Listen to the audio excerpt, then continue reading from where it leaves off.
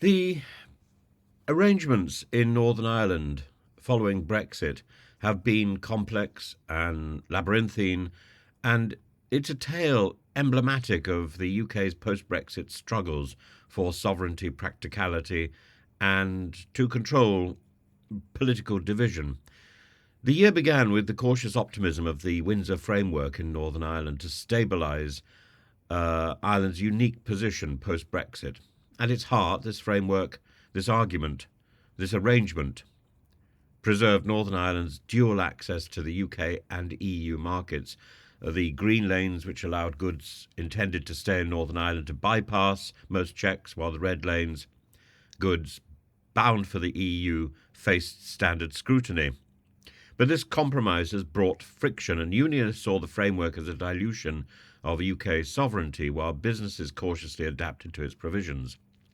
In December, unionists triggered the Stormont break for the first time, while the Republicans had pushed forward the principles of the Windsor framework for the next 4 years.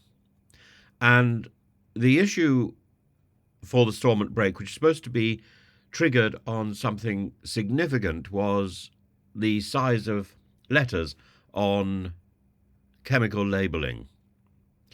And the matter seems trivial. Its implications for cross-border trade costs nevertheless sparked renewed tensions, and the break, touted as a safeguard for Northern Ireland's autonomy, is now a test of political resolve and practicality as the UK government deliberates whether to align to labelling rules with the EU, a move that would ignite broader debates about divergence, or to continue doing its own thing.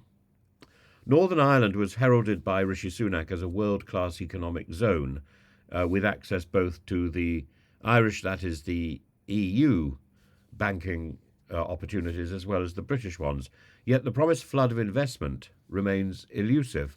Despite Northern Ireland's advantageous position straddling UK and EU markets, the absence of significant US and EU investment undermines the narrative, and the region's £3.3 billion handout from Westminster has softened immediate fiscal pressures, but unresolved infrastructure and public service deficits persist. The return of power sharing in early 2024 marked the progress of the 2-year deadlock in devolution, but the symbolic ascendancy of Sinn Féin's Michelle O'Neill as First Minister signals deeper shifts in identity politics. Meanwhile, unionist factions within the DUP and beyond remain divided, with hardliners lamenting concessions made under the Windsor framework. This is an organisation brokered by Chris Heaton-Harris, the former Northern Ireland Secretary, who championed the framework as a stabilising force, ensuring that goods flow smoothly across the Irish Sea. Yet today, ongoing unionist grievances, the looming challenge of veterinary medicine supply, underscores that this delicate equilibrium demands constant attention, constant tweaking and tinkering. A failure to manage these arrangements risks plunging Northern Ireland back into political turbulence, this time under Hilary Benn. So looking forward, Labour's political ascent to power introduces the prospect of renegotiating elements within the framework, particularly on agri-food standards and carbon border adjustments. But Labour's ambitions for closer UK-EU alignment may exacerbate union fears of creeping divergence from Great Britain. Ultimately, the Windsor framework represents an uneasy truce rather than a resolution, and its success depends on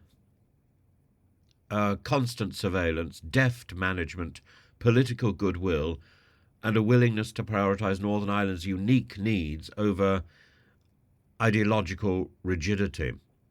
Failure to sustain this compromise risks reigniting the Brexit battles that many hoped were finally behind us.